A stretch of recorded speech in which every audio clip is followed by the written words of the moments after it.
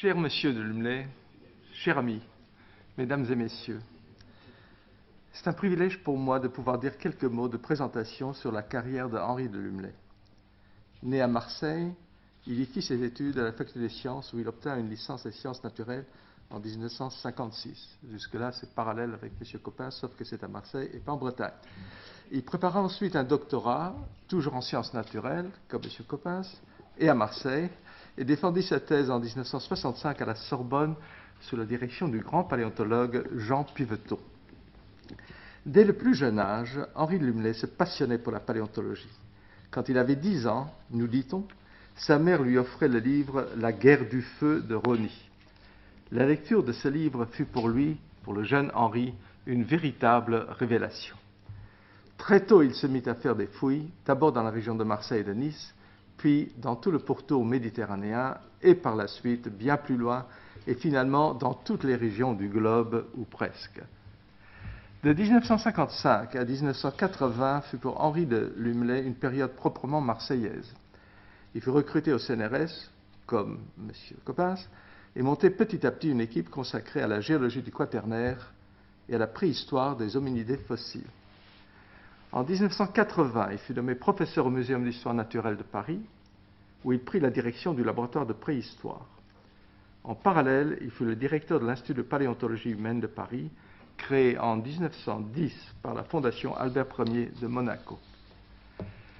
De 1994 à 1999, Henri de Lumley assura également la direction du Muséum d'histoire naturelle de Paris. Bien entendu, ces nombreuses activités officielles valurent à Henri de Lumley les honneurs de la science et de la République. Membre de l'Institut de France au titre de l'Académie des sciences et de l'Académie des inscriptions et belles-lettres, il est grand officier de l'Ordre de la Légion d'honneur. Mais ce ne sont pas ces titres qui nous ont conduits à inviter Henri de Lumley pour venir à Strasbourg aujourd'hui. C'est bien son œuvre immense de paléanthropologue.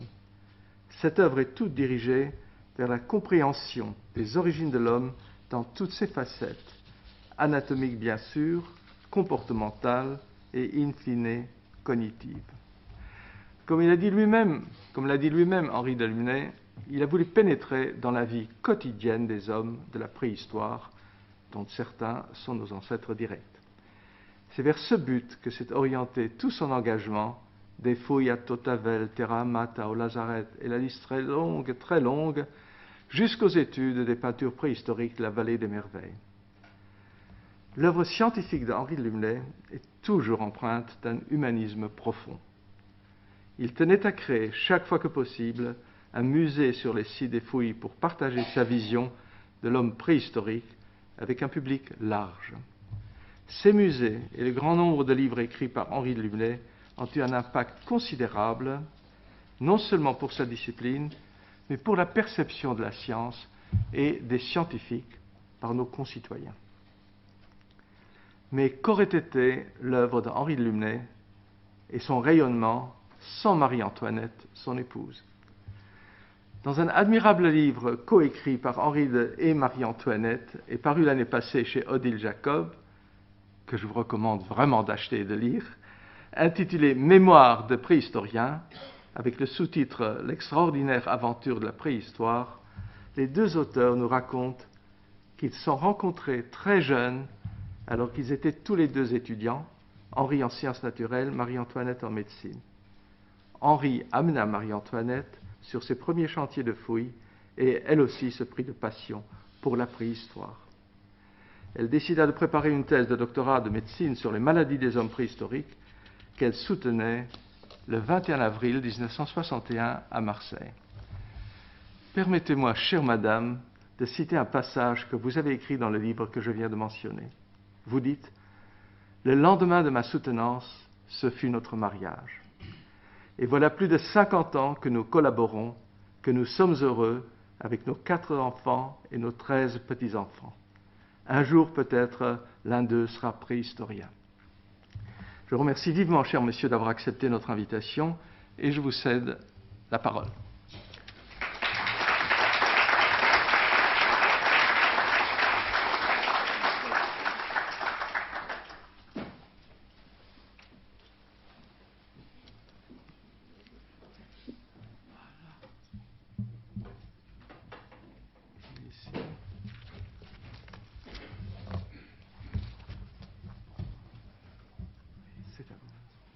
Alors, Monsieur le Président de l'Université de Strasbourg, Monsieur le Président de l'Institut d'études avancées de Strasbourg, Mesdames, Messieurs, je voudrais tout d'abord remercier le professeur Jules Hoffmann de m'avoir proposé de venir ici à Strasbourg aujourd'hui, à cette réunion de l'Institut d'études avancées, pour vous parler des grandes étapes de l'évolution morphologique et culturelle de l'homme et d'essayer de vous présenter l'émergence de l'être humain. Alors l'être humain, c'est évidemment quelque chose de très complexe dont vous a parlé longuement mon ami Yves Coppens, et je voudrais vous le présenter aujourd'hui en vous présentant les grandes étapes de l'évolution morphologique et culturelle de l'homme, pour comprendre sa signification. Et nous allons voir qu'au cours du temps, l'homme s'est construit progressivement, étape par étape. Alors, dans la première étape, je vais revenir un peu sur les plates-bandes d'Yves Coppens pour vous parler des tout premiers, des pré-humains.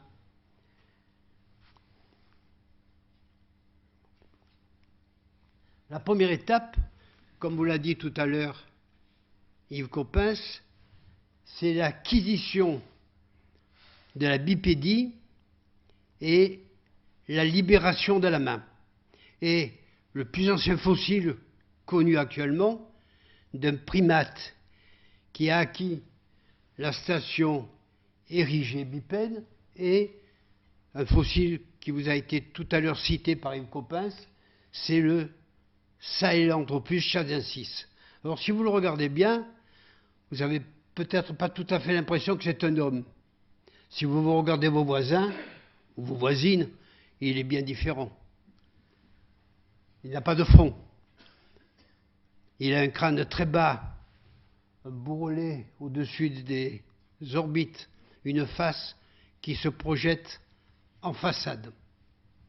Mais les études anatomiques qui ont été effectuées montrent que son trou occipital, ce que les anthropologues appellent le foramen magnum, qui fait communiquer le cerveau avec la moelle épinière, est situé sous le crâne. Alors que chez tous les mammifères, il est situé en arrière du crâne. Chez les grands primates, comme le chimpanzé, le gorille, le orang-outan, il est situé légèrement en arrière. Chez les hominidés, chez les primates qui ont acquis la station érigée bipède, il est parfaitement situé sous le crâne. Et des reconstitutions de ce crâne, qui ont été faites en images de synthèse à partir de scans, montrent que le tronc occipital était situé vraiment sous le crâne et que cet individu, qui a été daté de 7 millions d'années, marchait debout. C'était déjà un primate bipède, c'est ce que les paléoanthropologues appellent un hominidé. On en a d'autres, Yves Coppens vous les a cités, un peu plus tard, par exemple, Ardipithecus ramidus, qui date de 4 500 000 ans, donc qui est beaucoup plus récent, marchait debout. On a trouvé un squelette, là on n'a que le crâne, mais on a trouvé un squelette presque complet qui date de 4 500 000 ans, dans la moyenne vallée de la Ouache, en Afrique de l'Est, qu'on a appelé Ardipithecus ramidus, et qui marchait parfaitement debout. Alors on n'a pas son crâne est assez cassé, enfin, on en a des morceaux, mais on a un squelette presque complet, et on peut dire qu'il marchait déjà debout. Mais, comme l'a dit aussi tout à l'heure Yves Coppens, s'il marchait debout, s'il avait acquis la station érigée bipède, il était aussi occasionnellement arboricole. Et puis il y en a d'autres, en particulier les australopithèques, qui se développent à partir de 4,5 millions d'années. 4 millions d'années. Ici, je vous présente un australopithèque qui a été trouvé dans une grotte d'Afrique du Sud, dans la grotte de Swartrans, à Serfontaine. Et vous voyez qu'il y a déjà un crâne plus haut. Il se rapproche un peu du vôtre, mais pas encore tout à fait. Vous voyez, il a une capsule crânienne. Chez Sahelanthropus tchadensis, qui date de 7 millions d'années, on avait une capacité crânienne de l'ordre de 350 cm3. Maintenant, nous avons une capacité crânienne de l'ordre de 450 cm3. Mais cet individu, qui date, celui-là, d'environ 3 millions d'années, n'avaient pas la possibilité d'avoir un langage articulé, car si on fait un moulage de l'intérieur du crâne, un moulage endocrânien, de l'endocrâne, on peut examiner la surface du cerveau qui est atténuée parce que, comme vous le savez, entre le crâne et le cerveau, il y a un voile, il y a 3 voiles qu'on appelle les méninges, et les reliefs sont un peu atténués, mais on ne peut pas mettre en évidence l'aire de Broca et l'aire de Wernicke qui sont les centres du langage. D'autre part, celui-là n'a pas de dents, mais d'autres australopithèques, il y en a beaucoup, on vous a parlé de lui aussi tout à l'heure, on a beaucoup d'australopithèques actuellement, on a leurs dents, et si on étudie l'usure dentaire, on peut dire qu'ils étaient essentiellement végétariens, comme vous l'a dit tout à l'heure Yves Coppens. Ils pouvaient être occasionnellement carnivores, comme le sont les grands singes, mais ils étaient essentiellement végétariens et consommaient des racines, des fruits, et aussi beaucoup de graminées, ce qui explique l'extrême usure de leurs dents. Et nous avons la preuve aussi qu'ils marchaient debout, car a été découvert en Afrique de l'Est, en Tanzanie, à l'ouest du Kilimandjaro, des empreintes de pieds. Alors vous voyez à droite une empreinte d'un pied humain, d'un bipède. Vous voyez le gros orteil, l'alignement des orthodoies de pied, la voûte plantaire, le talon. Vous voyez, c'est un pied droit. Et à gauche, vous avez une longue piste d'empreintes. Il y a 74 empreintes de pied qui représentent la marche de 3 individus. Vous avez l'impression qu'il n'y en a que 2. À droite, vous avez des pieds d'antilope. Voyez, vous avez aussi des gouttes de pluie. Mais vous avez 3 individus qui marchent dans l'axe de la... Alors, ces empreintes de pied ont été découvertes par Marie Liquet, qui, en enlevant des plaques de cendres volcaniques qui sont consolidées, arrive à dégager des surfaces. Ces plaques volcaniques ont été datées par le potassium-argon, par des isotopes radioactifs, entre le potassium et l'argon radiogénique, de 3 700 000 ans. Et vous voyez qu'il y a à gauche une piste où il y a 3 individus qui marchent debout.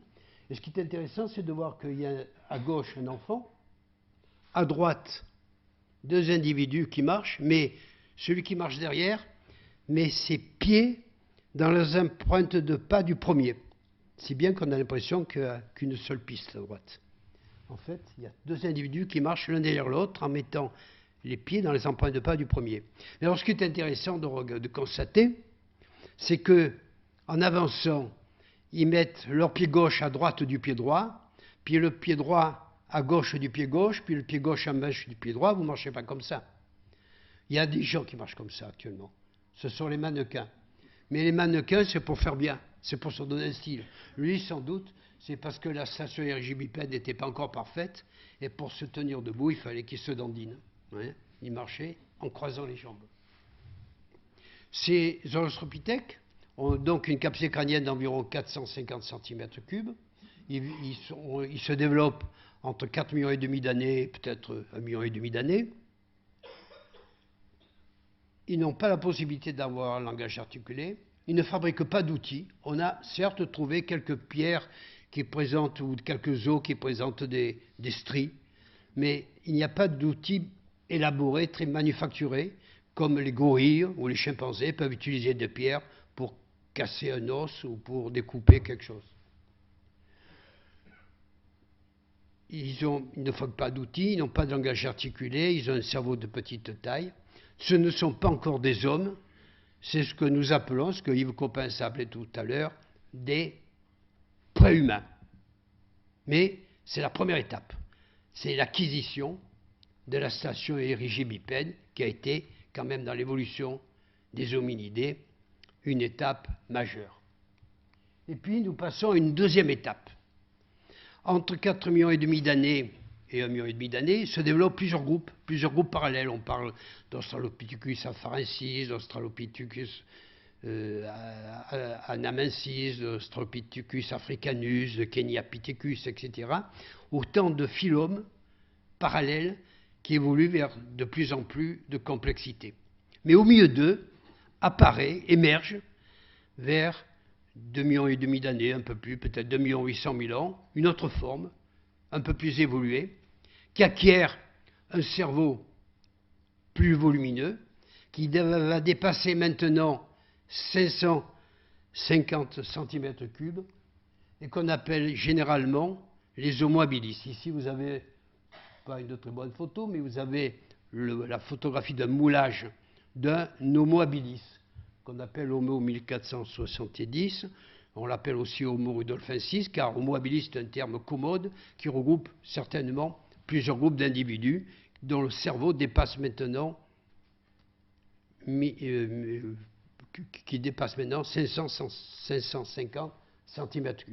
Alors, si l'on étudie l'anatomie de ce crâne, on peut faire un moulage de l'intérieur du crâne, et pour la première fois, on voit apparaître l'aire de Broca et l'aire de Wernicke, qui sont les centres du langage. Vous voyez, si on compare un cerveau de chimpanzé ou de grand singe, que ce soit un gorille, un chimpanzé, un orang-outan et un homme, on peut voir les lobes frontaux du cerveau, le lobe frontal à 1, le lobe pariétal à 2, le lobe occipitaire à 3, le lobe temporal à 4.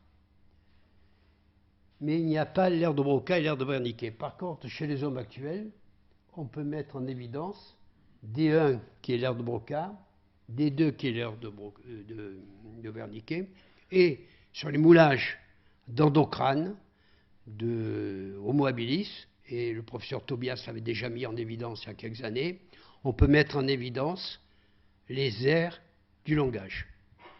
D'autre part, il y a d'autres choses. Tout à l'heure, Yves Coppens y a fait allusion.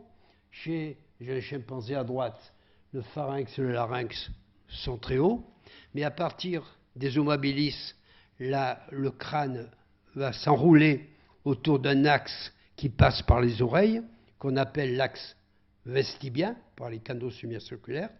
La face, tout au long de l'évolution, va s'emboutir progressivement sous le crâne. L'occipital va s'emboutir progressivement sous le crâne. Au cours de l'évolution des hominidés et de l'homme, le crâne va devenir progressivement de plus en plus court, de plus en plus large, de plus en plus haut, de plus en plus rond. On va passer de la forme d'un ballon de rugby à la forme d'un ballon de football. Je ne veux pas dire par là que les footballeurs sont plus évolués que les rugbyman, mais on a un crâne de plus en plus rond, et cet enroulement du crâne autour de l'axe vestibien va entraîner une descente du larynx et du pharynx et la mise en place de la caisse de résonance pour émettre les sons articulés. Alors, l'aire de Broca et le Wernicke, la mise en place, la descente du pharynx et du larynx et la mise en place de la caisse de résonance pour émettre les sons articulés. D'autre part, une cavité buccale beaucoup plus grande.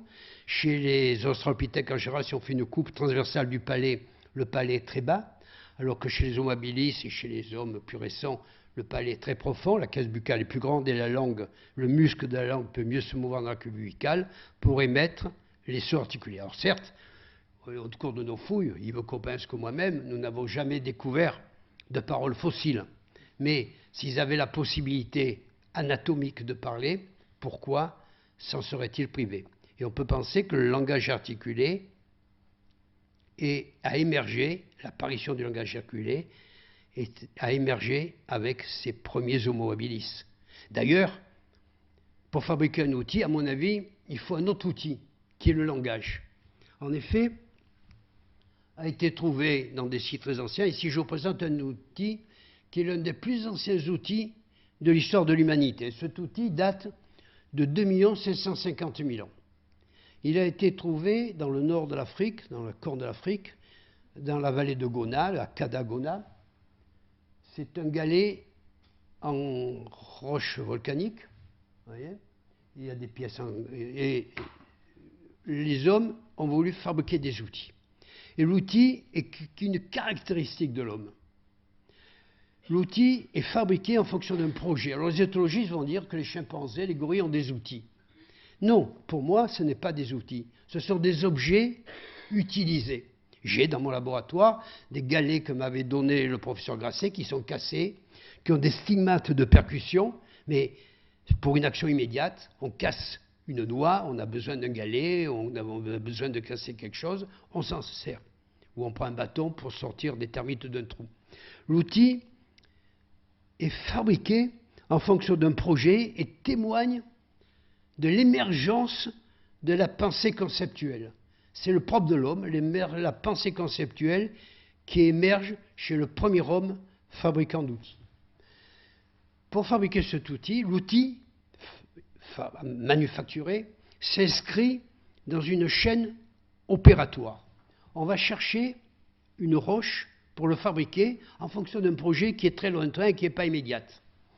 À Cadagona, ils allaient au moins à quelques centaines de mètres, même des fois à plusieurs kilomètres, pour chercher les roches.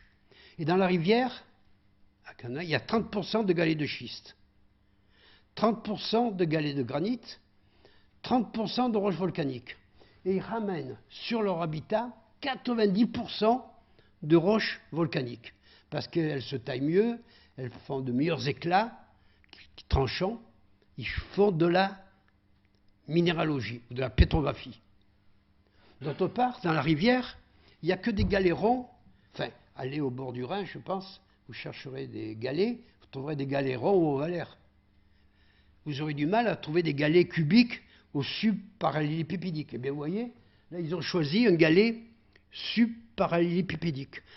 Sur le site de Cadagona, comme sur d'autres sites, sur le site de Fédès-Gège ou de Localélei, qui sont des sites aussi très anciens, les galets qui ont été rapportés sur les campements, car pour la première fois, les hominidés ont des campements de base, sont des galets, pas tous bien sûr, mais 90% sont des galets cubiques ou subparallélépipédiques. Parce que quand on a un galet qui a une surface plate, comme vous voyez à droite, il est plus facile de donner des coups pour faire partir des éclats. Et vous voyez, ils ont donné ici, vous voyez à droite, 3 enlèvements qui sont strictement parallèles, qui ont été faits avec la même force, la même inclinaison, et qui aménagent un tranchant.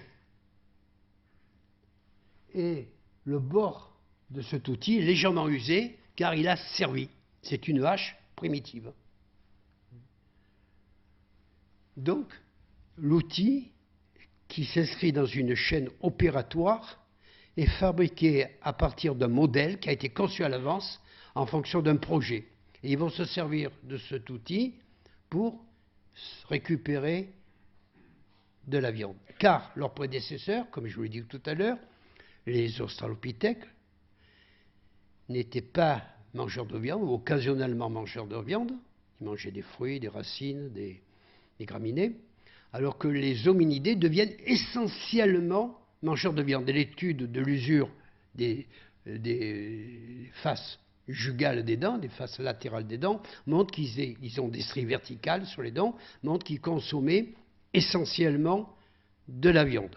Alors, on a trouvé des sites, par exemple Hippocyte au Kenya, près du lac Turkana, mais il y a beaucoup d'autres sites en Tanzanie, où on a des squelettes presque complets d'hippopotames, d'éléphants, d'antilopes, dans des terres de marécage qui sont souvent en connexion anatomique, et on a autour de ces squelettes quelques éclats, alors des choppers comme celui-là, où les éclats qui sont partis, les choppers, ça c'est un chopper qui servait à désarticuler les carcasses de grands herbivores, des éclats qui servaient à racler la viande sur les os, qui ne sont jamais retouchés, jamais aménagés, c'est ce qu'on appelle les industries holdowayennes ou pré-holdowayennes ou holdowayennes archaïques. Et ces outils témoignent que les hommes se servaient de ces outils pour récupérer de la viande. Et ce qui se passe, c'est qu'à cette époque-là, comme on vous l'a dit, Yves Coppens, le climat était devenu de plus en plus sec, de plus en plus aride, les espaces découverts étaient de plus en plus importants, de plus en plus de prairies, de steppes, si bien de plus en plus de grands herbivores, d'antilopes. S'il y a beaucoup d'antilopes, il y a de plus en plus de carnivores. Et ils abandonnent, ces carnivores, abattent des antilopes, et les abandonnent des carcasses d'antilopes au bord d'une rivière, au bord d'un fleuve, le Paléomo, au bord d'un lac. Et il y a deux prédateurs qui sont en compétition pour avoir accès à la carcasse, aux carcasses abandonnées par ces grands carnivores. C'est ce petit bonhomme, l'Homo habilis, qui avait à peu près 1,20 m de haut, et la hyène géante, Pachycrocuta brevirostris, qui sont en compétition pour avoir accès à la carcasse. Mais l'Homo habilis a fait un très grand progrès, car pour la première fois, il a des campements de base où il ramène sa nourriture, et on trouve sur les sols d'occupation, comme à Fedjez, des ossements qui sont brisés, fracturés, qui ont été ramassés, des outils taillés, et des campements de base, la consommation de la viande, la fabrication des outils, sans doute le langage articulé, car pour fabriquer des outils élaborés, à mon avis, il faut transmettre un message. Nous avons essayé d'apprendre à tailler des outils à des élèves, à des collègues, mais si on ne leur explique pas comment on fait, pour leur expliquer des stratégies de débitage élaborées, il faut essayer de transmettre le message, et je pense que le langage articulé faisait partie de ces outils qui permettaient de fabriquer des outils de pierre. C'est une étape importante dans l'évolution humaine, l'invention de l'outil, l'acquisition de langage articulé. Mais il y a autre chose. Il y a autre chose. Dans ces vieilles industries, on trouve ce que l'on appelle des boules polyédriques, des sphéroïdes à facettes, et même des bolas. On trouve des bolas, c'est-à-dire des roches en quartzite, ou parfois même en quartz, mais surtout en quartzite, qui sont parfaitement sphériques, dont tous les points sont à égale distance du centre, qui sont parfaitement, des bolas en quartzite qui sont parfaitement bouchardés. À quoi servaient ces boules? Est-ce qu'ils jouent à la pétanque? Je ne pense pas. Ouais. On peut se demander, mais c'est une hypothèse, si ce ne sont pas des objets déjà symboliques. C'est une hypothèse. Mais enfin, en tout cas, dès les premiers hommes, l'homme est parfaitement accompli, il a des projets, il a une pensée conceptuelle, il fabrique des outils, il a un langage articulé, il a des campements de base, et sans doute, vraisemblablement, les premiers balbutiements de la pensée symbolique. Et puis, je vais vous présenter une deuxième étape de l'aventure culturelle de l'homme, mais la troisième étape, puisque la première étape, c'était la bipédie, 7 millions d'années, la deuxième étape, c'est l'invention de l'outil et le premier homme, 2 800 000 ans, et puis maintenant, à partir de 1 600 000, 1 700 000 ans en Afrique, un peu plus tard en Asie, peut-être vers 900 000 ans, un peu plus tard encore en Europe, vers 600 000 ans, les premiers hommes qui deviennent chasseurs. Ce sont les Homo erectus. Et un Homo erectus devient un excellent chasseur. Un chasseur a besoin d'un grand couteau pour percer la panse de l'animal qu'il a abattu, pour découper les carcasses de grands herbivores qu'il a abattus, pour découper le cuir, pour découper la peau, et il fabrique des grands outils. On a parfois parlé de ces cultures des Homo erectus, les industries à grands éclats. En effet, ils fabriquent de très grands éclats qui ont un long tranchant pour découper. C'est une nouvelle étape dans l'histoire de la technologie. Mais parfois, ils vont beaucoup plus loin, et ils vont faire ce qu'on appelle des bifaces. Alors, ces Homo erectus, je vous en présente un, mais un beaucoup plus récent. Il n'est pas très vieux, celui-là. Il ne date que de 450 000 ans. C'est un de mes enfants, d'ailleurs. C'est l'homme de Totavel. Tout à l'heure, le professeur Roman a dit que j'avais 4 enfants. Moi, je dis que j'en ai 5, parce que l'homme de Totavel, c'est un de mes enfants. Alors, il se rapproche quand même de vos voisins, maintenant. Vous voyez ? Il a un crâne un peu plus haut. Il a un front moins fuyant. Il garde quand même un puissant bourrelet au-dessus de ses orbites, une face un peu en avant du crâne, mais pas trop. Ses crêtes temporales, vous voyez, sont très marquées. Il a avec un bourrelet ici, qu'on appelle le torus angularis, et une capacité crânienne qui est plus grande. Cette capacité crânienne des plus anciennes est de l'ordre de 800 cm3. Celui-là a une capacité encore plus évoluée, de l'ordre de 1100 cm3. Mais vous, à proximité, à vue d'œil, vous avez environ 1400-1500 cm3. Vous avez quand même une capacité crânienne bien plus importante. Il a 1100 cm3. Et il est devenu un excellent chasseur. L'homme de Totavel était capable d'abattre des animaux aussi puissants que le bison ou le cheval, des animaux aussi agiles que le mouflon ou le chamois, et peut-être même sûrement, des animaux aussi dangereux que le lion. Et lorsqu'il avait abattu l'animal, il lui fallait un grand couteau. Alors il fabrique des outils. Ici, un outil qu'on appelle un biface. Le biface est un outil qui présente une taille bilatérale et bifaciale, qui a un aspect, une symétrie bilatérale et bifaciale. Vous voyez, il y a les deux faces du biface et la symétrie bifaciale. Cet outil date de 1680 000 ans et il a été trouvé dans la côte de l'Arago à Totavel, que connaît bien le professeur Jules Hoffmann. Alors vous voyez, c'est un outil qui présente, il est pointu. Et vous voyez, si vous avez un jour à percer la panse d'un mouflon, vous pourrez vous en servir facilement. D'autre part, il présente de longs tranchants. C'est pratique pour découper de la viande d'une carcasse de grands herbivores que vous avez abattus. C'est un outil très fonctionnel.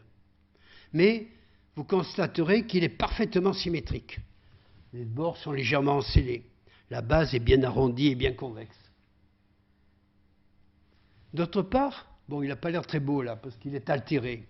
Mais si vous regardez bien, quand on le détermine, on se dit que c'est une cornéenne. La cornéenne, c'est un schiste métamorphisé. Et quand il est frais, non altéré, il est légèrement argenté. Il n'y a pas de cornéenne à Totavel. Il faut aller la chercher à 10 km, dans la vallée de la Glie.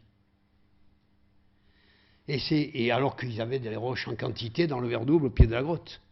Ils ont voulu faire un outil qui était très beau, parfaitement symétrique, bien taillé, bien retouché, dans une roche de belle couleur.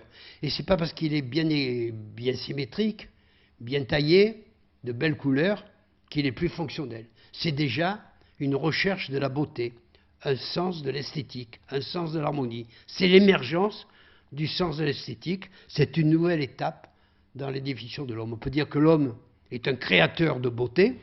Et ici, vous voyez qu'il y a 580 000 ans, à Totavel, les hommes qui avaient taillé cette pièce avaient cherché à réaliser quelque chose de beau, quelque chose qui était certes fonctionnel, mais qui en plus était beau.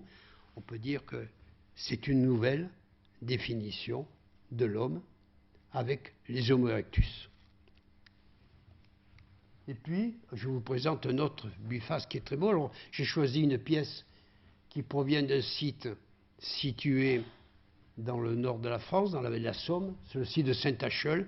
J'ai voulu présenter cette pièce, que Saint-Acheul est le site éponyme de ce qu'on appelle l'acheléen, les cultures des Homo erectus, qui se caractérisent justement par la présence de biface. Vous voyez, c'est un beau biface naviforme, bien équilibré, qui est parfaitement symétrique et qui est taillé aussi dans une roche de belle couleur. Vous conviendrez bien que ce n'est pas parce qu'il est parfaitement symétrique, qu'il est taillé dans une belle couleur, qu'il est plus fonctionnel. Une pièce comme ça ne serait pas étrangère à un bijou présenté dans une bijouterie de la place Vendôme. Et puis nous allons passer à une autre étape. Ces Homo erectus, qui étaient devenus des chasseurs, qui découpaient la viande, qui étaient de remarquables chasseurs, qui pouvaient vivre dans des sites de plein air ou qui pouvaient se réfugier dans des grottes, n'avaient pas domestiqué le feu. Et quand ils avaient abattu des rennes, des cerfs, des chevaux, ils consommaient la viande crue. Et ce n'est qu'à une époque beaucoup plus récente, aux environs de 400 000 ans, qu'à la limite des zones tempérées chaudes de la planète, qui domestiquent le feu. C'est le cas à Choukoutienne en Chine, vers 400 000 ans, à Vertaisolos en Hongrie, vers 380 000, 400 000 ans. À la côte de l'Arago, à Totavel, nous avons des couches dont là j'ai compris entre 700 000 et 100 000 ans. Et bien dans les couches entre 700 000 et 100 000 ans, il n'y a jamais de charbon de bois, jamais d'os brûlés, jamais de pierre éclatée par le feu, pas de charbon de bois, pas de cendre. Par contre, au-dessus d'un plancher stalagmitique qui a été daté de 400 000 ans, on trouve beaucoup d'os brûlés, des charbons de bois, des pierres éclatées par le feu. C'est le cas du site de Ménez-Régan en Bretagne, dans le Finistère, où on a des foyers sur une plage marine qui date de 400 000 ans, ou du site de Bishopspeat, dans le Suffolk en Angleterre, où on a des foyers de 400 000 ans. Alors, peut-être qu'avant, les hommes ont occasionnellement pu utiliser le feu, on a cité quelques sites, mais c'était sans doute pas des feux domestiqués, c'était des feux occasionnels, peut-être allumés par des incendies naturels. À partir de 400 000 ans, les hommes ont la maîtrise du feu et ils sont capables de l'éclairer immédiatement. C'était le cas en particulier à Nice, à Tiramata, c'est ce site qui est ici, situé, vous voyez, tout près du port de commerce de Nice, qui est le site de Tiramata, où, en 1966, nous avons organisé un chantier de fouilles de sauvetage à l'endroit où il va être construit un immeuble. Et vous voyez, ici, c'est dans une dune qui date de 380 000 ans, mais on a des foyers aussi dans des niveaux de 400 000 ans. Il y avait un foyer ici, vous avez une fosse qui avait 30 cm de diamètre, qui est remplie de cendres, et avec un petit mur de galets qui devait protéger le foyer des vents dominants. Alors, ce qui est intéressant, c'est d'étudier les cendres de cette fosse, les terres qui sont dans cette fosse. Alors, il y a quelques brindilles de charbon de bois. Donc, ils devaient utiliser un peu de bois pour entretenir leur feu.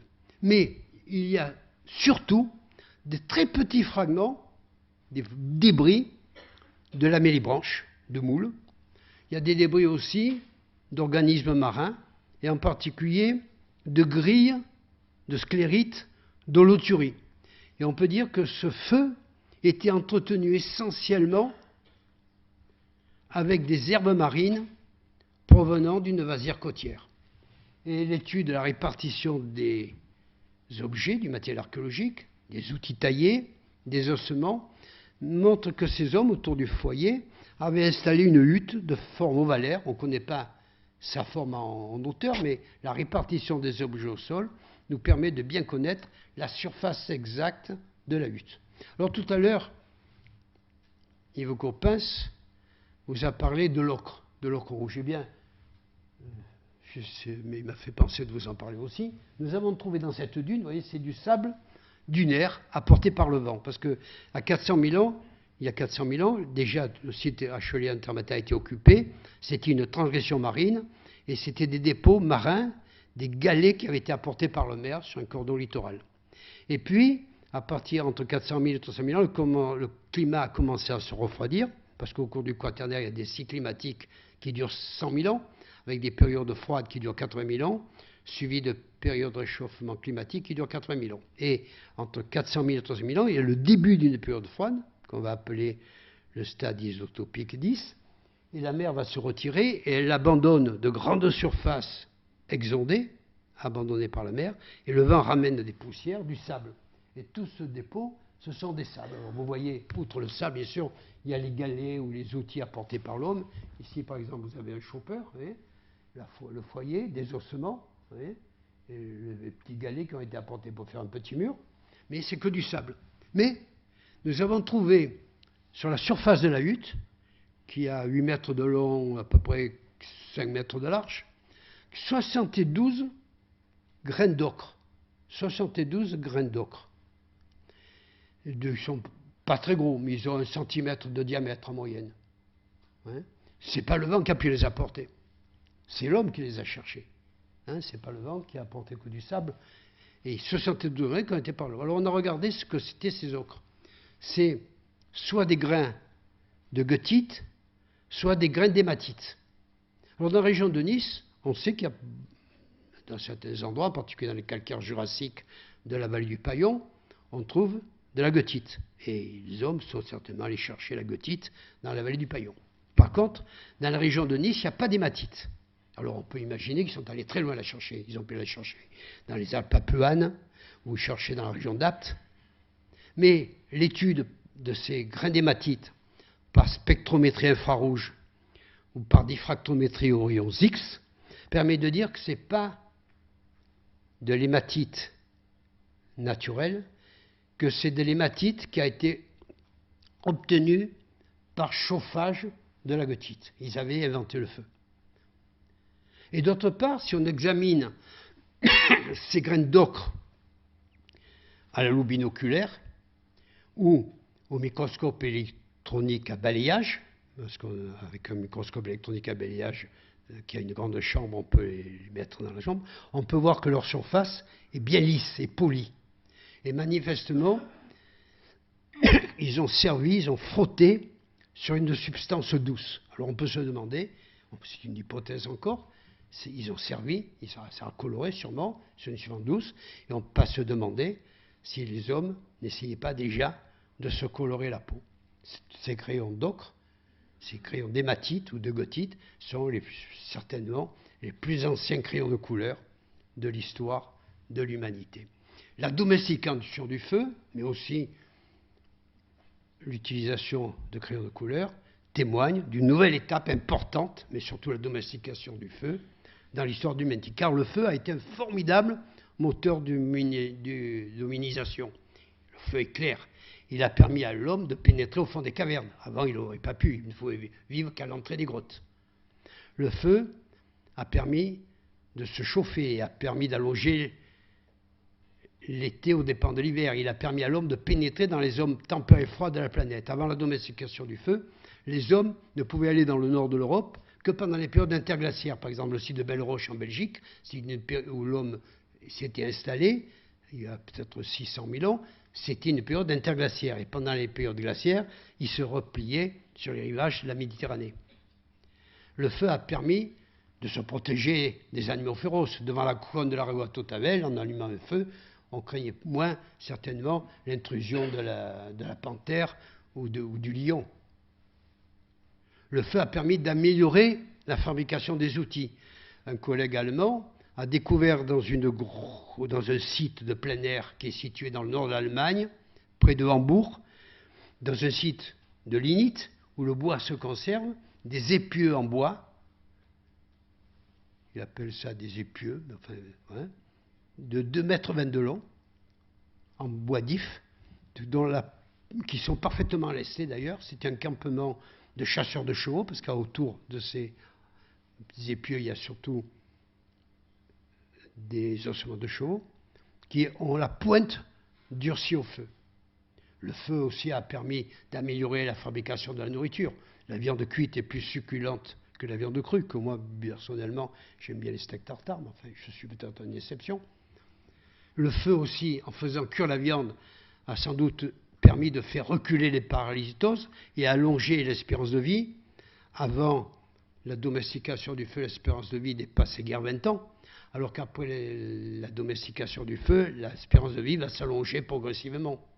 Mais le feu, surtout, a été un formidable moteur de convivialité, car autour du feu, les chasseurs de Termata, qu'est-ce qu'ils pouvaient faire autour de leur foyer il y a 400 000 ans?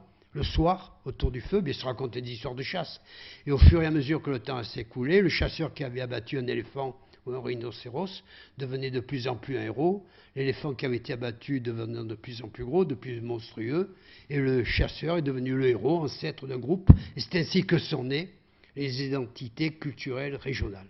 Il est d'ailleurs très intéressant de comparer toutes ces étapes de l'évolution humaine avec l'évolution progressive du cerveau. Et puis, une autre étape, c'est les balbutiements, où les balbutiements, c'était peut-être avec les premiers Homo habilis qui ont fabriqué les boules polyédriques, mais un premier développement de la pensée symbolique. Alors je vous amène cette fois en Espagne, et tout à l'heure, Yves Coppens y a fait aussi allusion, c'est la grotte, une grande grotte, la Cueva Mayor, qui est la plus grande grotte de la Sierra d'Aperca, à 15 km au nord-est de Burgos. C'est une grande grotte, vous voyez. Alors, je vous emmène dans cette grotte. Nous allons aller à 400 mètres de l'entrée. Nous allons passer 2 chatières. Bon, peut-être que l'entrée était plus proche. Mais enfin, très loin de l'entrée. Et nous arrivons à un avène. Un avène qui a 15 mètres de hauteur, dont les parois sont en surplomb. On ne peut pas escalader. D'ailleurs, nos collègues espagnols ne veulent pas mettre une vraie échelle. Ils installent une échelle de spéléo parce qu'ils pensent que la grotte est mieux protégée ainsi. Je suis descendu, mais ma femme a toujours refusé d'y descendre, hein, parce que l'échelle de spéléo, ce n'est pas très facile. Et au fond de la grotte, au fond de ce avène de 15 mètres de hauteur, il y a un amas d'ossements. Nos collègues espagnols ont mis au jour, dans ce taverne, au fond de ce taverne, ils ont à peu près fini la fouille, 3500, 3600 restes d'Homo erectus. C'est-à-dire qu'ils en ont trouvé beaucoup plus que ce qu'on en a trouvé partout ailleurs dans le monde pour toutes les époques du Pléistocène moyen. 3100. Mais ça ne correspond pas à beaucoup d'individus. Ça ne correspond qu'à 28 individus. Mais ils ont les crânes de tous les individus, les mandibules et tout le squelette des différents individus. Et alors ce qui est intéressant, c'est qu'ils sont venus de 15 mètres de hauteur. Comment sont-ils arrivés en bas? Alors ce qui est intéressant, c'est qu'il n'y a pas un seul os brisé, pas un seul os fracturé de frais. Il y a des os qui ont été cassés par le poids des terres, bien sûr. Mais il n'y a pas de cassure fraîche. Une cassure fraîche, je reconnais très bien, parce que la cassure est lisse, un peu spéréoïdale, c'est la cassure du skieur. Il n'y a pas de... Alors, on a beaucoup réfléchi, nos collègues espagnols et d'autres chercheurs ont beaucoup réfléchi, mais des spécialistes de médecine légale ont mis en évidence, en particulier à Marseille, le laboratoire de médecine légale de Marseille, on s'est aperçu que quand on met, par exemple, à Cassis, il y avait, vous savez, Cassis, c'est tout près de Marseille, il y a une grande falaise qui s'appelle le Cap Canaille. Et au pied du Cap Canaille, pendant quelques années, on trouvait souvent, mais c'est à Marseille, c'est normal, on trouvait beaucoup de voitures tombées avec un bonhomme dedans.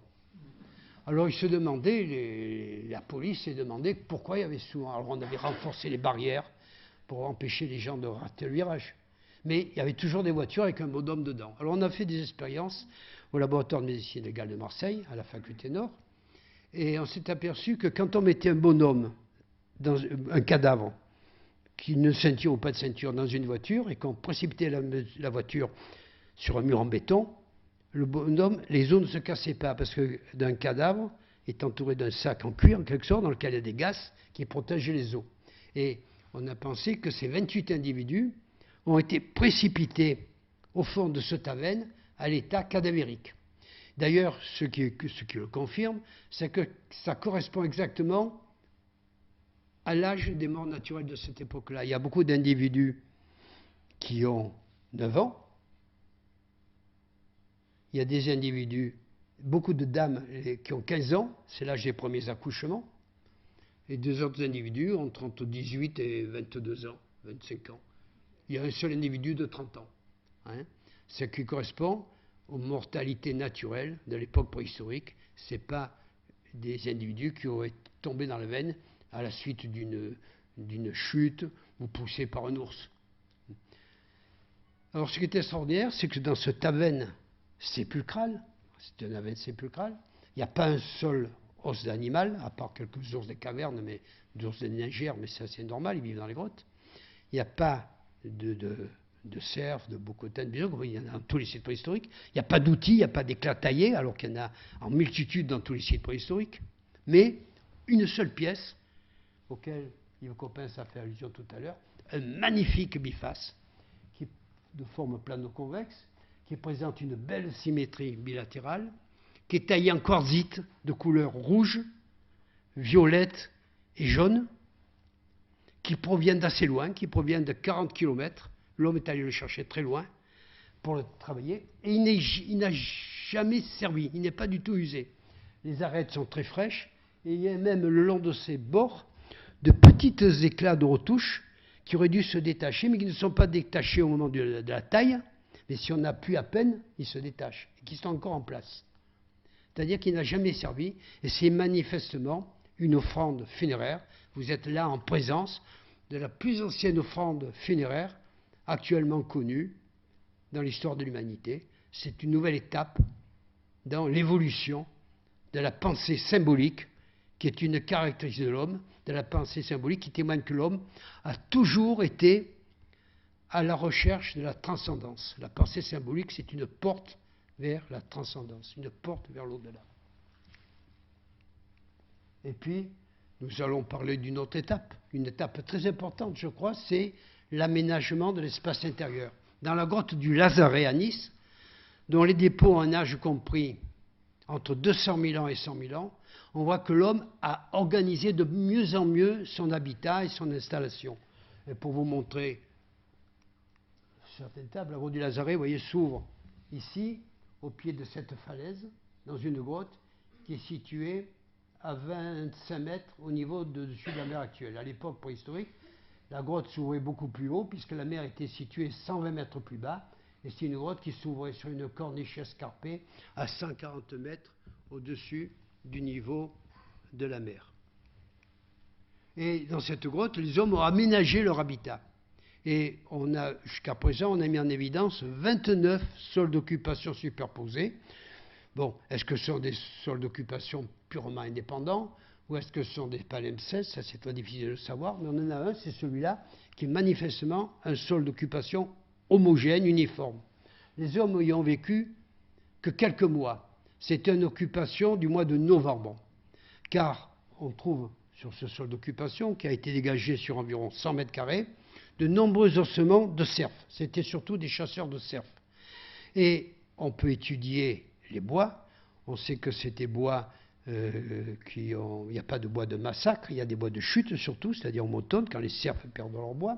Mais surtout en étudiant les dents d'individus jeunes, en tenant compte des individus de moins de 2 ans, on peut, en étudiant les stades d'éruption dentaire, connaître le mois de l'année où ils ont été abattus. Il y a des individus, des cerfs, des mandibules de cerf ou des maxillaires de cerf, d'individus qui sont morts à 6 mois. Il n'y en a pas qui sont morts à 5 mois. Il n'y en a pas qui sont morts à 7 mois. Ils sont morts à 6 mois. Or, les cerfs naissent au mois de mai. Ce sont donc des cerfs qui ont été abattus au mois de novembre. Et on peut dire que c'est un habitat saisonnier, une courte halte de chasse qui a été occupée au mois de novembre. Et au cours de ce campement, ils ont abattu, je ne me rappelle plus, mais je crois 25 cerfs, 1 ou 2 chevreuils, 5 bouquetins, 3 aurochs. Et puis à la fin de leur campement, ils sont repartis, ils ont fait une bouffe. Vous voyez ce tas d'ossements parfaitement circulaires comme font les chasseurs. Je pense que parmi vous, il y a des chasseurs, vous savez bien qu'à la fin d'une campagne de chasse, on fait une bouffe. Et vous voyez que les os sont tous cassés. Les os longs sont cassés pour prendre la moelle. Il y a quelques os de crâne qui ont été cassés pour prendre la cervelle. Les mandibules et les maxillaires sont systématiquement cassés à la base pour sucer le tissu conjonctif qui est autour des racines. Alors nous avons été très intéressés par cette découverte et on a étudié les matières organiques qui sont autour. Alors on a étudié, il y a des matières organiques autour, il y en a très peu, 5%, mais il y a des matières organiques à quelques endroits sur ce sol d'occupation qui a 100 mètres carrés. Et l'étude de ces matières organiques autour de ce tas d'ossements montre que ce sont des dégradations d'acides carboxyliques des acides carboxyliques, correspondant à des dégradations de lipides animaux, qui viennent de cerfs ou du bouquetin. Mais il n'y a pas du tout, dans ces matières organiques, de composés aromatiques. C'est-à-dire qu'ils ont sucé de la viande crue autour de ce tas. Par contre, à quelques mètres, il y a un foyer avec les matières organiques autour qui correspondent à des dégradations de lipides animaux, mais il y a des composés aromatiques. C'est donc un endroit autour du feu où ils faisaient cuire ou fumer la viande. Puis l'étude de ce campement, sur 100 mètres carrés, nous avons fait des prélèvements, 4 prélèvements par mètre carré au moins, même plus quand il y avait des foyers. Et on peut mettre en évidence les proportions de dégradation proportions relatives de dégradation de lipides animaux et des proportions relatives de dégradation de lipides végétaux. Il y a de tout partout.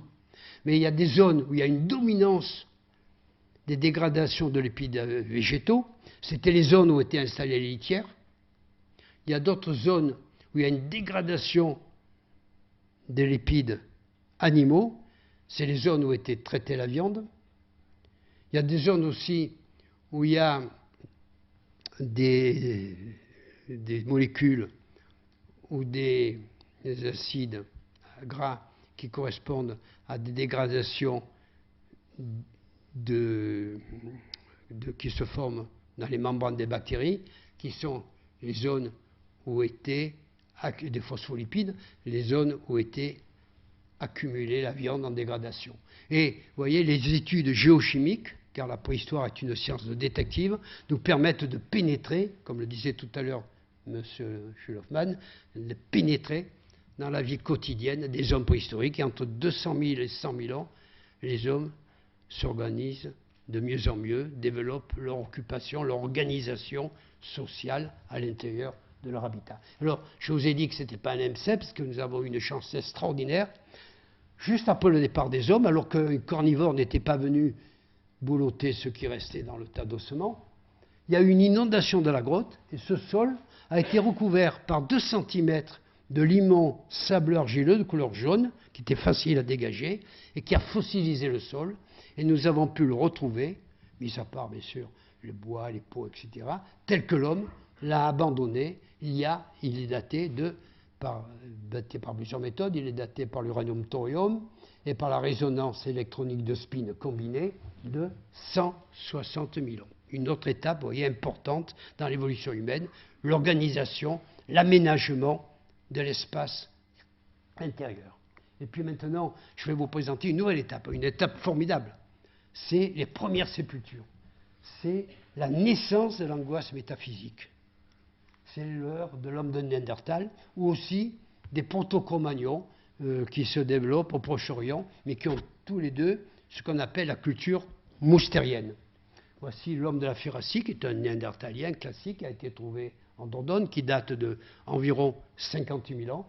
Vous voyez, il a un crâne haut, et vous reconnaissez vos voisins maintenant. Hein, il est très proche de vous. Il a un crâne haut, un front.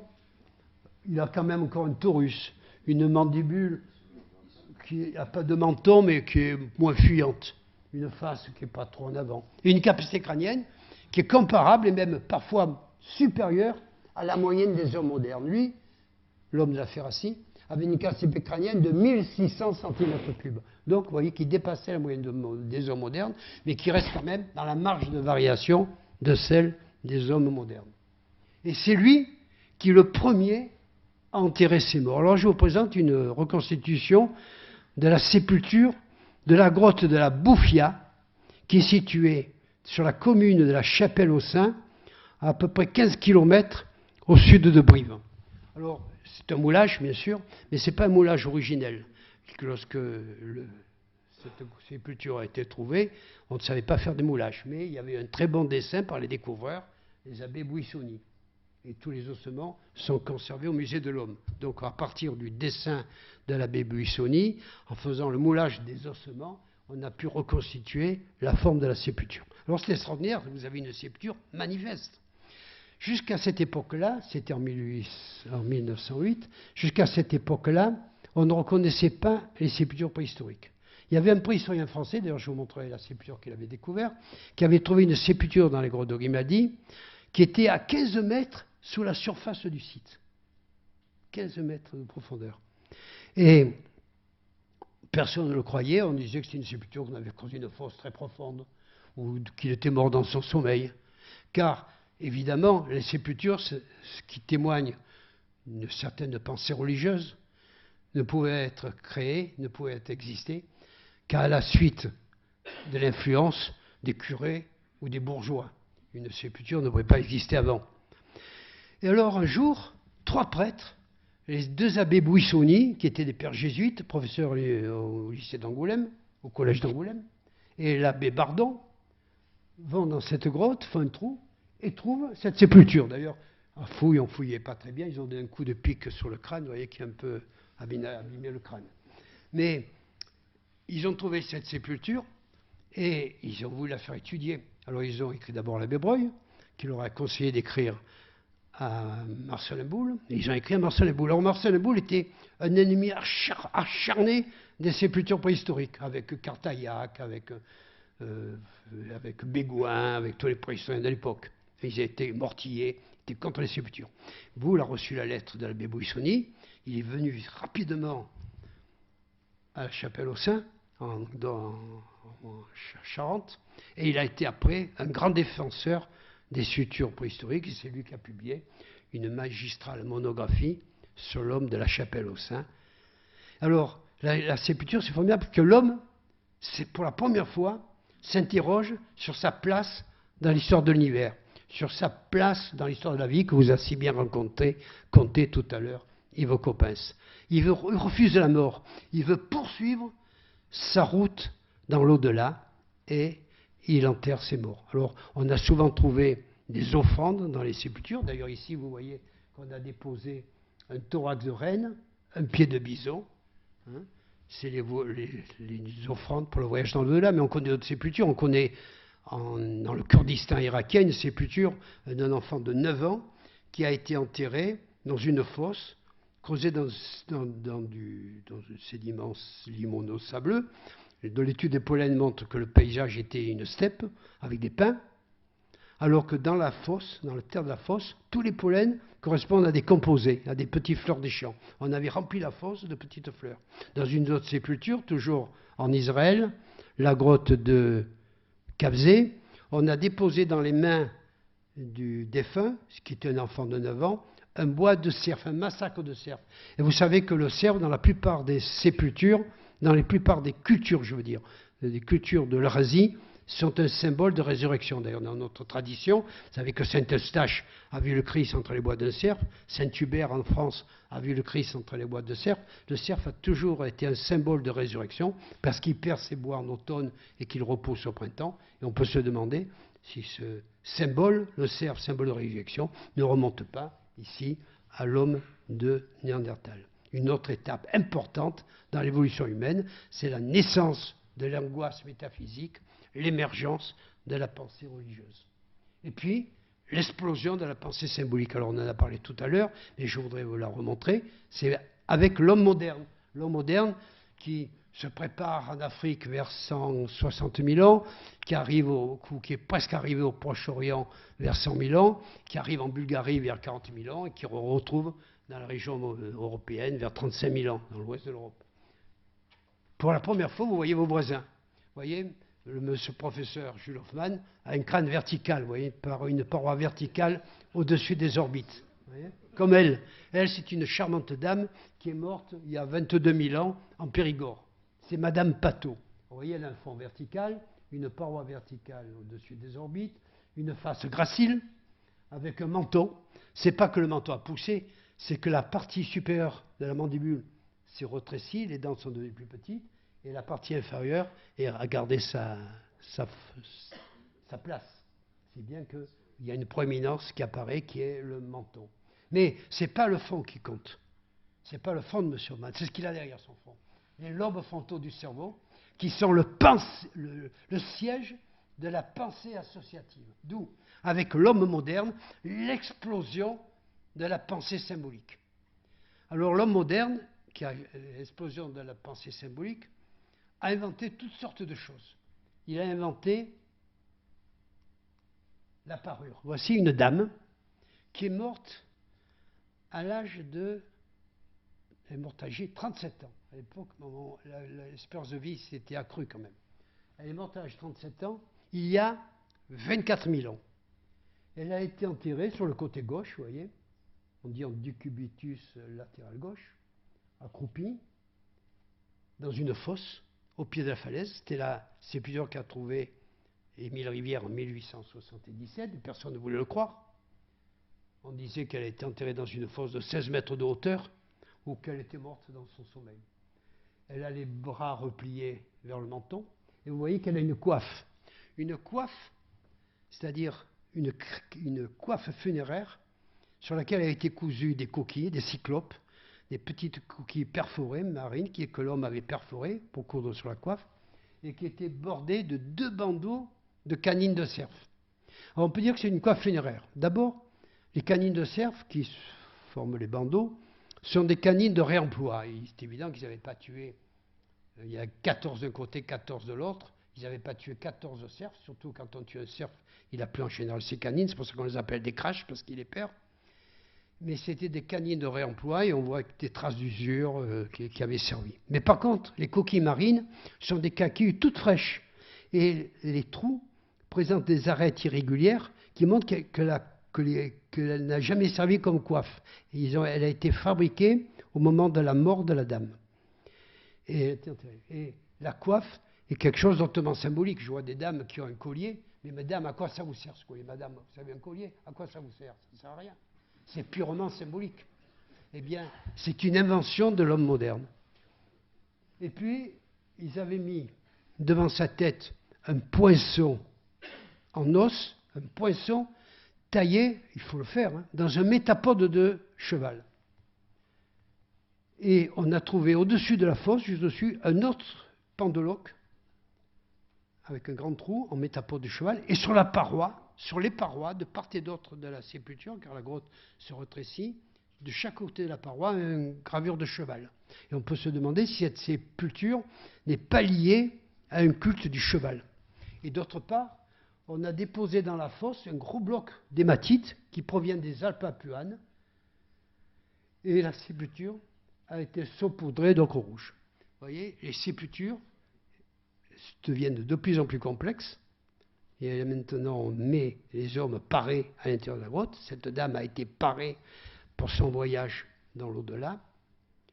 Mais la parure est une invention importante de l'homme moderne, mais aussi d'autres inventions. Alors voici une reconstitution de cette sépulture. Vous voyez la coiffe avec les cyclopes, les deux bandeaux de canine de cerf, le poinçon de cheval, le bloc d'hématite. Et elle avait aussi un jambelet, un bracelet, un jambelet de cyclope au-dessus du mollet gauche. Et la sépulture avait été entièrement saupoudrée d'ocre rouge.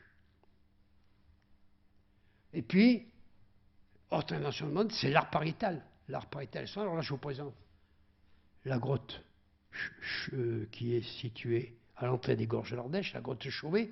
Je vous invite d'ailleurs à aller voir la restitution qui est extraordinaire, qui a été faite de la grotte Chauvet. L'homme a tout inventé dans le domaine de la peinture. Le maître de la grotte Chauvet, il y a 35 000 ans ou 30 000 ans, a tout inventé dans le domaine de la peinture. Il a inventé la polychromie, la peinture noire, la peinture rouge.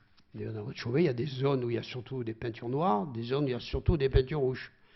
Il a inventé des astuces, des techniques pour peindre, la technique de peinture au pinceau, la technique de la peinture au pochoir, des astuces pour le dégradé, l'estompage, des astuces pour donner l'impression de la perspective, des astuces pour donner l'impression du mouvement. Et on peut dire que le maître de la grotte Chauvet, il y a 30 000 ans ou 35 000 ans, a été l'un des grands maîtres de l'art de tous les temps, l'égal du maître de Lascaux, 15 000 ans plus tard, et de nous. On peut dire que Lascaux, je vous présente une peinture de la grotte de Lascaux, 16 000 ans, est à mi-chemin entre le maître de la grotte de Chauvet et Michel-Ange ou Léonard de Vinci. Ici, je vous présente une peinture de la grotte de Lascaux, dans le puits de la grotte de Lascaux, qui date de 16 000 ans. Vous voyez, c'est un bison qui retourne la tête, qui est éventré par une longue sagaie accrochée, qui perd ses entrailles. Et face à lui, il y a un personnage culbuté, à tête d'oiseau, qui est titiféalique en érection, qui est culbuté. Puis à côté de lui, il y a un oiseau sur un bâton accroché au sol.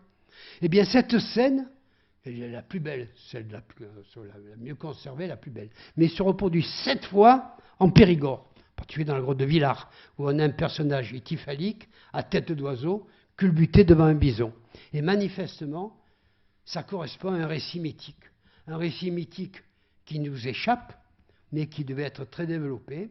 La pensée mythique s'est développée avec les hommes du Paléolithique supérieur. Alors, l'art pariétal, la parure, l'art pariétal, et maintenant je voudrais vous présenter une autre technique, c'est l'art mobilier.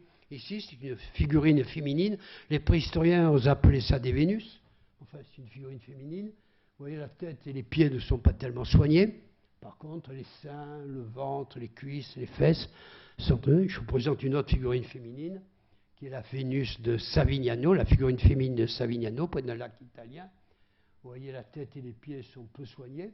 Par contre, les seins, le ventre, les fesses, les cuisses sont développés. Ce sont des symboles de fécondité. Et on retrouve des figurines féminines depuis la Sibérie jusqu'à la Méditerranée, de l'Atlantique jusqu'à l'Oural, qui montrent la grande unité des cultures gravétiennes il y a 25 000 ans. Bon, parfois la tête était un peu plus soignée quand même. Par exemple, la Vénus de Brassempouy, dans les Landes, vous voyez, qui est une jolie tête. Et sans doute, elle était fixée au-dessus d'une harpe qui devait représenter le corps. Et elle a une coiffe qui devait être formée de plaques d'ivoire ou de plaques d'os. La parure, l'art pariétal, et on l'a dit tout à l'heure aussi, l'invention, je crois qu'une dame avait même posé une question, la musique. Alors certes, on n'a pas trouvé de musique fossile, mais les préhistoriens ont eu la chance de trouver dans différentes grottes, du Pays Basque, à Issuritz par exemple, ou dans une grotte de sud d'Allemagne, à Holzfels, des flûtes. Ce sont des flûtes, par exemple, comme celle-là, taillées dans des os de vautour ou des os de Jupaète babula, c'est un radius de vautour, voyez, qui est très creux. Ce sont des os d'oiseaux très creux, qui ont des trous. Et un collègue allemand, le professeur Nicolas Connard, a trouvé il y a quelques années une flûte comme ça dans une grotte qui s'appelle Holzfels, dans le sud de l'Allemagne. Alors, il s'est procuré, qui était taillé dans un os de gypaète barbu. Il s'est procuré un os de gypaète barbu de la même taille, il a mis des trous au même endroit, et il a joué une jolie partition, dont il nous a donné un disque d'ailleurs, que nous conservons avec beaucoup d'intérêt. Hein. Et donc, l'art musique est une invention de l'homme moderne. Alors, on peut penser aussi à la danse, on a évoqué tout à l'heure, on a fait des instruments à cordes, etc. En tout cas, là, nous avons la preuve qu'il y avait des flûtes taillées dans des os d'oiseaux. C'est une nouvelle étape dans l'aventure culturelle de l'homme qui remonte à un peu plus de 35 000 ans. Et puis maintenant, on va changer un saut. Alors, c'est le saut important. C'est un saut manifeste qui se situe aux environs de 10 000 ans, dans différentes régions du monde, en Anatolie, ou en Palestine, à Jéricho, ou en Anatolie, à Châteluc. Les hommes, pour subvenir à leurs besoins, cultivent le blé, cultivent l'orge, cultivent des légumineuses, des lentilles, des pois chiches, des vesses. Ils élèvent des moutons et des chèvres. Mais à la même époque, dans l'Afrique subsaharienne, au Sahara, les hommes cultivent le mil. À la même époque, en Chine du Sud, en Thaïlande, les hommes cultivent le riz. Ils élèvent des moutons et des cochons. À la même époque, en Chine du Nord, près de Xi'an, les hommes cultivent le millet.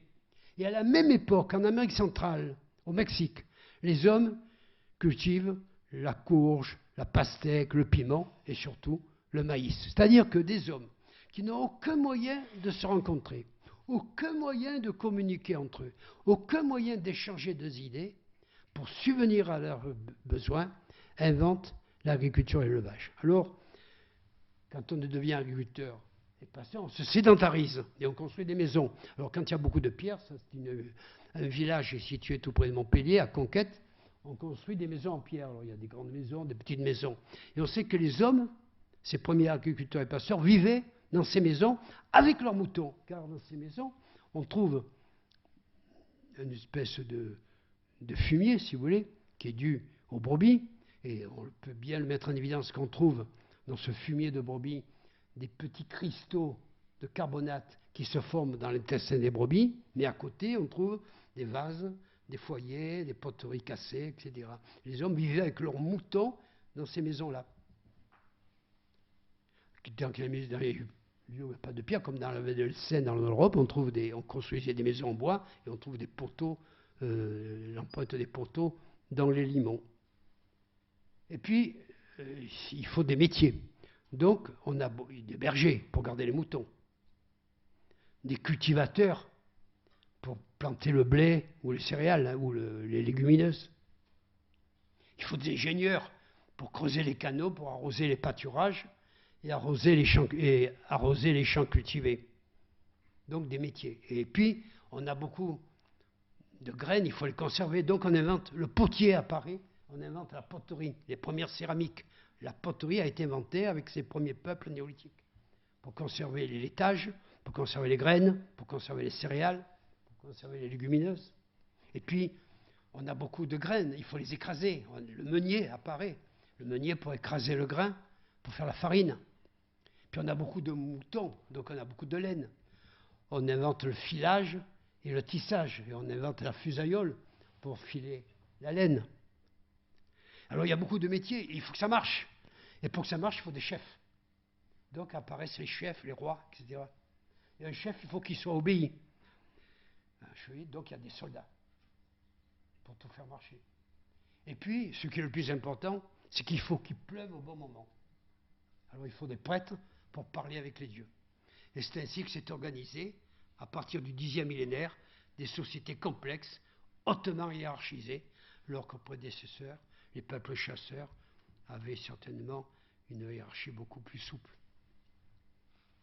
Et c'est dans ces cultures que, vers le 4e millénaire, avant notre ère, a été inventée la métallurgie.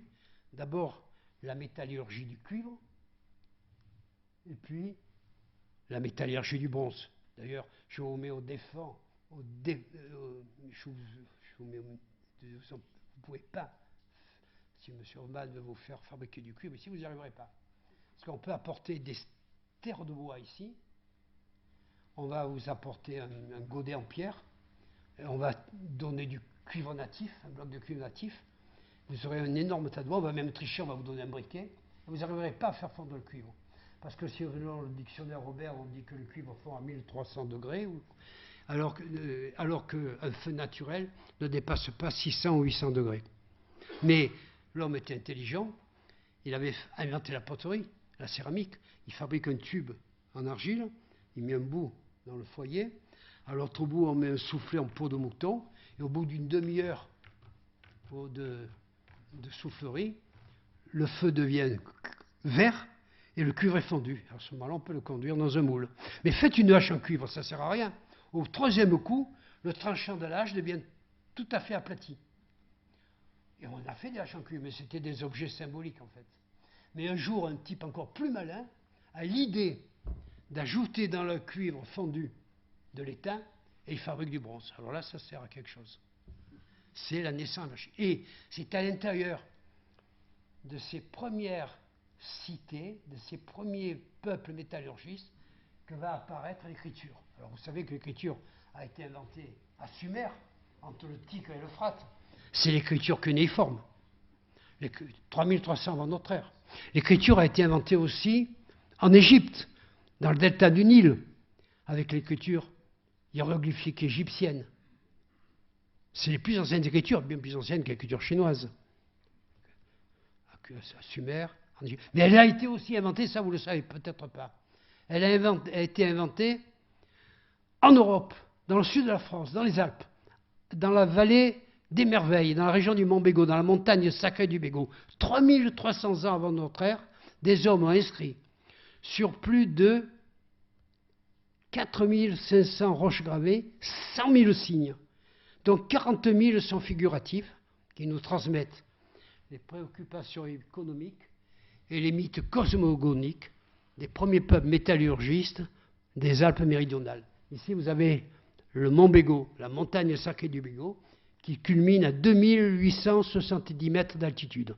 Et si vous avez le courage, vous prenez de bonnes chaussures et vous allez arpenter les pentes escarpées de la montagne sacrée du Bégaud, et entre 2000 mètres et 2700 mètres d'altitude, vous verrez de nombreuses gravures qui ont été gravées à l'âge du cuivre et à l'âge du bronze ancien, entre 3300 et 1800 ans avant notre ère.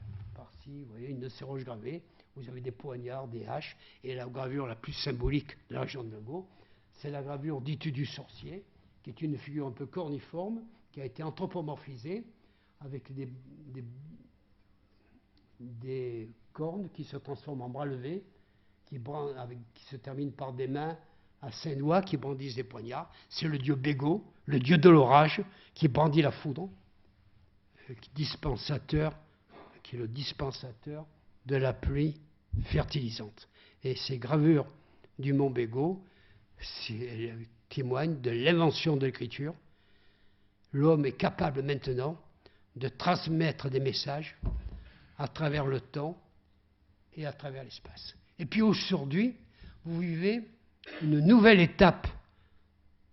Chacun de vous vit une nouvelle étape de l'aventure culturelle de l'homme. C'est une nouvelle étape majeure, je crois, qui est aussi importante que toutes les précédentes. C'est la noosphère.